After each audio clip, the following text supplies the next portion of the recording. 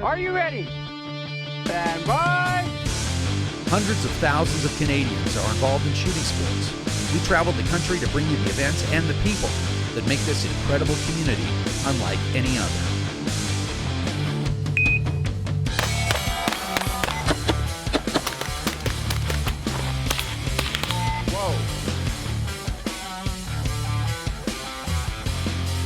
Welcome to the CCFR's Canada Downrange. This is the Canadian National Steel Challenge.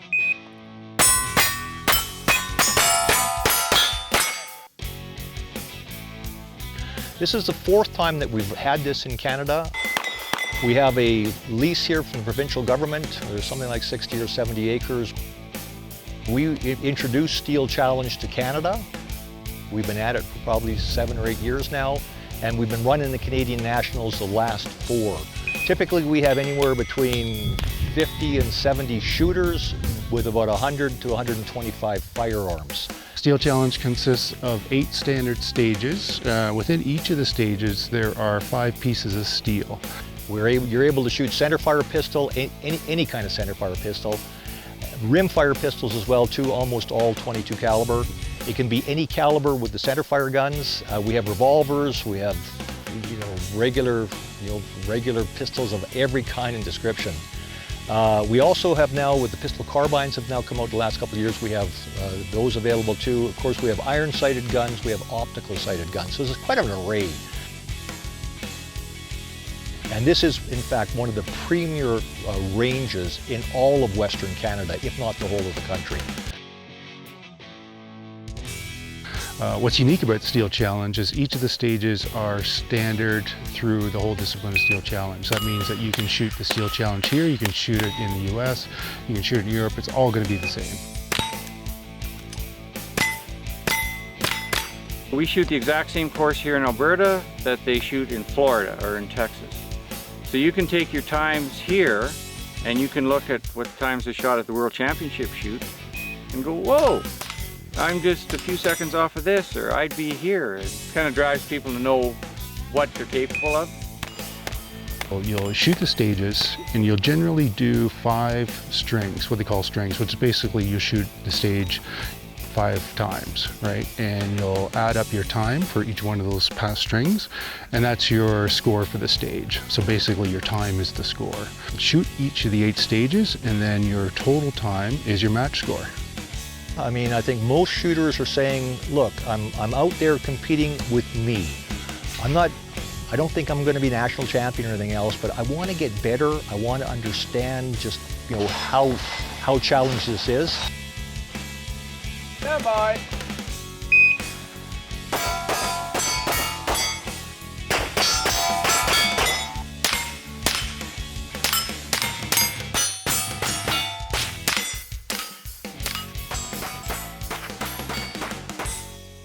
I'm Jeff Collins, and I was responsible for rounding up sponsors for our event. That's a little tricky because it is a shooting event, but we got a great response. And there is support in the community for that. But when you have sponsors and their names are on that table and up on the banners and whatnot, that says there is a community around all these shooters. They're not these isolated, gun-crazy guys that you may not want to talk to, right? We have community support, and I'm very proud of that. Every year I wonder if we're going to have enough sponsors to justify the competition, and every year they come through. Steel Challenge is a great place to start because you're mostly stationary, standing in a box. If you shoot rimfire, you start unholstered at the cone. So it's easy for 8, 9, 10-year-olds to get into it, but it's also, you can shoot almost any gun. You can shoot a revolver, you can shoot a carbine, you can shoot, so it's very versatile, and I would say this is a really good place to start if you're thinking about getting into competitive shooting. And we thought we'd put a little wrinkle in it to make it interesting. We have a couple of national champions that are here. My name is Jeff Orica. I've been doing this for about 3.5, 4 years. Started out as a hobby and turned into a passion, and it's super important to me. And to be quite honest, if the laws change where it becomes much more restrictive or perhaps prohibited, then it's likely that I will not stay in Canada. It means that much to me, right? that's how much shooting means to me, like, and participating in this activity. We always have fun out here when we come to shoot the Steel Challenge, and I think today I set some personal bests. I'm pretty sure I hit 100% GM on a few stages.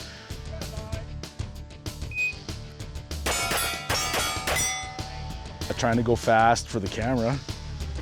Yeah, but yeah, you know, I had some really good runs, and you know, I was trying to chase Matt down with a dot gun, and I know he shot an open gun pretty fast, so I thought, oh yeah, maybe I can catch him, but no, there's no chance with it. I've been shooting competitively for about 3 years. I got into it when I was quite young. My dad was a competitive shooter, did some of the summer games and stuff like that, so kind of came by it with him teaching me when I was 5 or 6 years old, and kind of stuck with it, and here I am. We shoot with a really good group of guys. We always shoot together and travel together. We go to the States lots and go to these and stuff like that, so we get to know each other pretty good, and it's fun. It's like a brotherhood, right? We're all pros, so. The CCFR's Canada Downrange is brought to you by The Shooting Edge, SFRC, Select Shooting Supplies, the Calgary Shooting Center, Target Sports Canada, and Canuck and Bagheera. Stand by.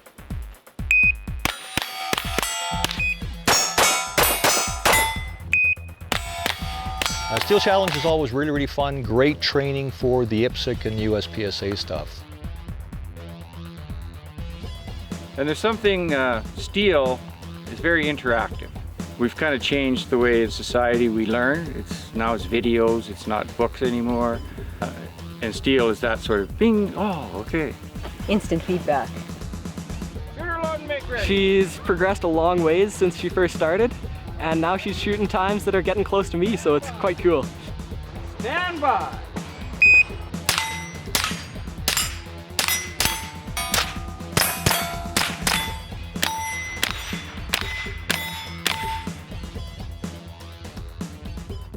So there's a classification system in Steel Challenge, and it starts at U and goes D, C, B, A, Master, and then Grandmaster. So we use the acronym GM for Grandmaster, M for Master, and then the rest of the divisions below. So in Steel Challenge, how you get your classifications, it takes your number of runs when the scores get submitted, and they have some peak times for each one of the stages. So the scoring basically works, you do 5 runs of 5 rounds. The slowest run gets dropped, and then it's the total time for the top 4 runs. Okay, so then basically there's some peak times that they've set that give you those bracketed classifications, and if you hit those peak times, then you basically get what they determine as, you know, if you did 100%, you're a GM level. So anywhere from 95 to 100% is what they consider Grandmaster, and anything from 85 to 95 is considered Master, and then below that's A, and kind of the bracketed out that way. This stage, I'm pretty sure I had a G-Master or Grandmaster classification before, but I think Pendulum I did not, and I achieved Grandmaster on Pendulum, which is probably one of the harder ones to get, surprisingly. So it's funny, I go from being like real hot to on the hardest stage to really crappy on the very next stage, and then the next stage was pretty easy, right? You know, there's so much disinformation out there, and yes, when we're meeting general public and we're having a chat with them, we try to bring some of these elements out. This is not James Bond, this is not the movies. This is quite a bit a different circumstance, a lot more talent, a lot more skills required, disciplines required as well too, and there's such a good reward that comes out of all of this. Something else we really like too is just a sportsman shooter. I like nothing better than have an older gentleman come out with maybe a daughter and their children alike, and just passing on the heritage of what it is that we're doing. So we've had some success with that as well too, and honestly, we're here to have fun. What could be more fun? Look at the sky we've got, look at the fabulous trees and the range we got here. I mean, it's spectacular. The planet somehow disappears, the problems of the world disappear. We're here with some firearms, some colleagues and friends, and we're just having a pretty good time.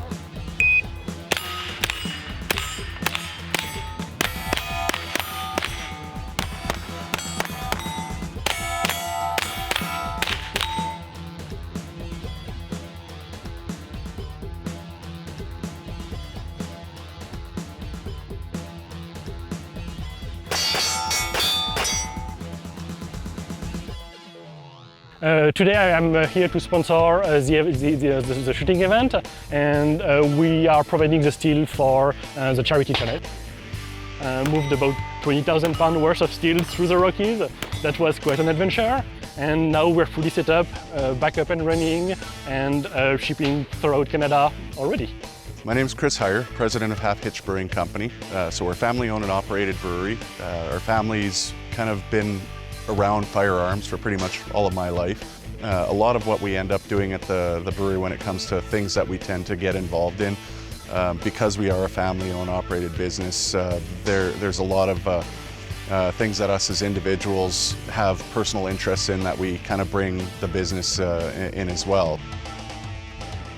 I love seeing people just generally enjoying our product as a whole, and to kind of be part of a community that we want to support and supports us in turn is always nice, and that's kind of the advantage you get when you get involved in various different types of communities, is those communities are really good at reciprocating the amount of effort that you put in to support them to also support you as well.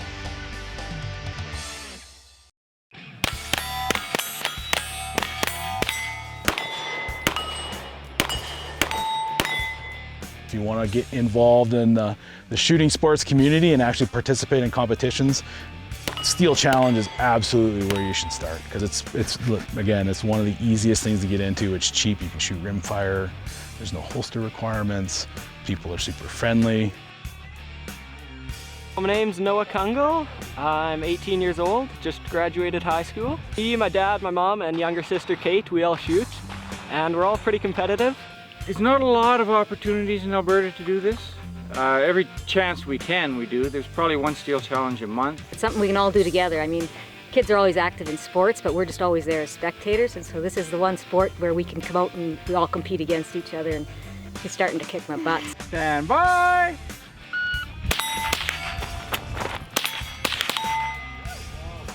Whoa! What a finish. 3.08. That's the cameras, buddy. Noah's last year's national champion, and he's shooting really well now. He's probably got $240 invested in his whole outfit.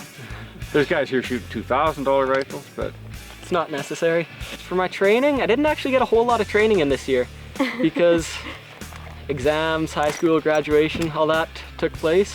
So I've only been training for probably 3 or 4 weeks prior to this match. There is such values that can be created in youth that will last a lifetime, that initially were centered on the whole responsibility of having a firearm. You know, you can bet when you're in a competition, you have a loaded gun on your hip. You're taking on a great degree of responsibility. stand by! Good start. Time, 1.79. So my day, everything was just flowing for me. I shot a 6.62 on roundabout, like we talked about. I shot 10 seconds over outer limits, which was really good. In the 7s with Smoking Hope, so it was a good day. Everything was just flowing. This fall I'm going into the seminary, so I'm really looking forward to that. And then I plan to keep with shooting and hopefully go to Worlds next year. One of the things that we do and we look at the economic impact of what an event like this would mean. This event here, I would estimate it to be something on the order, probably about $100,000 is coming into the Calgary marketplace, mostly the hospitality sector, because of what it is that we're offering. We have shooters from throughout the province that are here. We have shooters from elsewhere in Western Canada, and there's even a few have flown in from Eastern Canada, because it is, of course, a national event. Our plan, our goal is to grow this. We'd like to see a larger event with more participants. We could probably handle 400, 500, 600 shooters. We've got quite a bit of additional capacity here at our range to grow our range out. We've got 6 or 7 ranges that we're shooting right now. We could probably double that quite easily.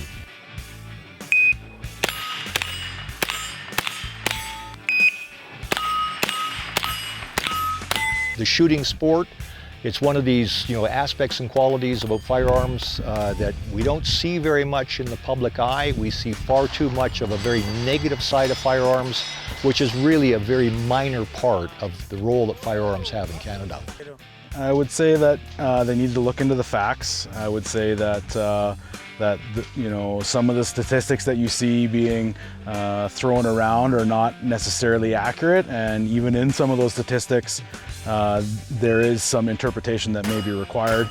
And I think that people will find that firearm-related crime and firearm-related fatalities are probably, as a result of a crime, are probably low in percentages compared to, for instance, people driving under the influence. I mean, competitive shooters are not the criminals, right? We're the guys that are doing this as a hobby. We spend a lot of money on this every year, a lot of travel time, things like that. So it's crazy, some of the laws that people are making that make absolutely no sense, and it all comes down the tube to us.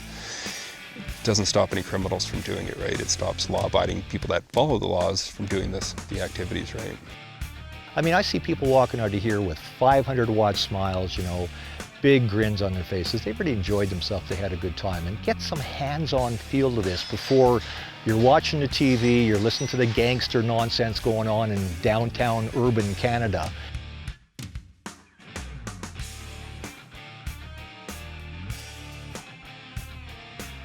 This is what shooting sports can do. It's not just Steel Challenge. It's all of the disciplines that are throughout the country. That was nice. Well, that's the one. What was that one? The CCFR's Canada Downrange is brought to you by The Shooting Edge, SFRC, Select Shooting Supplies, the Calgary Shooting Center, Target Sports Canada, and Canuck and Bagheera. Hey guys, it's Rod with a pro tip today, and today I want to talk to you about different range rules in different clubs. Now, this can be a real issue for you.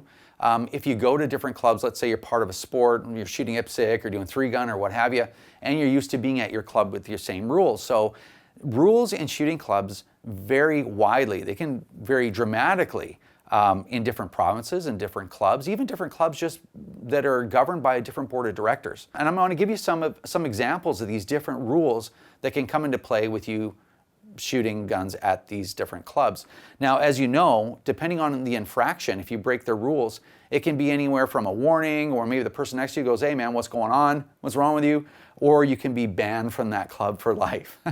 Now, I'm not laughing because I've been banned from a club maybe, but I think the way to navigate this is let's look at a couple of examples and then what you can do about it, maybe some preemptive measures. So I'm going to give you some examples. So I was used to shooting at my own club. I went to a new club to try a new sport. In fact, it was for season 1 of Canada Downrange. And as I was going through their qualification course, I did what I usually do to reload a rifle. I brought it up like this in high port to insert a new magazine. They're like, "Oh, you can't do that. We can't point guns up at our range." And I'm like, well, up is generally considered a safe direction. So the safe direction typically is up, straight down, or anywhere in between originating from downrange. But according to that club, up is not a safe direction. And I'm sure there's other clubs out there that have that same rule too. So that was a surprise to me. So had I been there by myself, standing next to one of their members, that would have been an infraction. Another example, steel targets. So in British Columbia right now, and I've heard this is going to change, but in British Columbia you can shoot steel targets and you don't need any shrouding. Well, when I first heard of shrouding, I was like, what the heck is that? Well, apparently in Ontario, for example, depending on the CFO, they want you to build a little frame, like a wood frame around the steel target, is my understanding. And because they're worried about fragmentation coming back to the shooter. Well, an approved steel target typically has a really sharp angle. And I've shoot steel targets even at close range all the time. And I've been maybe cut by a piece of jacket maybe twice ever. And I've shot 100,000 rounds at a steel target in my life. So anyway, again, kind of a rule that's looking for a problem. But again, what if I showed up at a range in Ontario, pulled out a steel target, started shooting it, I'd be in trouble right off the hop. Another one, silhouette targets. And this comes from board of directors members. Some board of directors members are so afraid that they're going to have their clubs shut down because it looks like they're running some militia or something out of there, that they won't allow you to shoot silhouette targets or even zombie targets. But of course, violent video games are okay, right? Where you're actually shooting, humans that react to being shot and all the rest of that stuff. So that's something else. So make sure that you know those range rules as well. Uncasing a firearm, which is another thing that gets people in trouble. So at one of the clubs that I'm a member of, basically you can't uncase a firearm with the muzzle pointing anywhere else but downrange. You actually have to turn the case when you pull the firearm out. I understand how that, I understand why that's valid, but that's another thing. That gets a little weird when you're walking in without a case, I guess, but as long as it's pointing down, you're okay. And the last example is loading magazines during a ceasefire. So the hard and fast rule, the minimum is no handling firearms or ammunition during a ceasefire, though some clubs will allow you to handle ammunition or load mags during a ceasefire. So at one of the clubs I'm a member of, you can load mags during a ceasefire. Other clubs, they're like, don't handle ammunition during a ceasefire. So all this to say, how are you going to insulate yourself from getting into trouble, having problems, not knowing the range rules? Usually ranges will have the range rules posted on the internet somewhere on their website. But probably the best thing to do is talk to somebody that's there, because most people want to help you. If you say, hey, you know what, is it okay if I shoot your backers with a shotgun, for instance, right? You're gonna say, no, that's grounds for expulsion. So in absence of you knowing the range rules, having a copy of them or having the website handy, just ask whoever's standing next to you at the range, or when you walk in, find someone and they'll help you. But pay attention to range rules because they do vary. So that's the whole point of the pro tip. Hopefully that's helpful. We'll see you guys next time.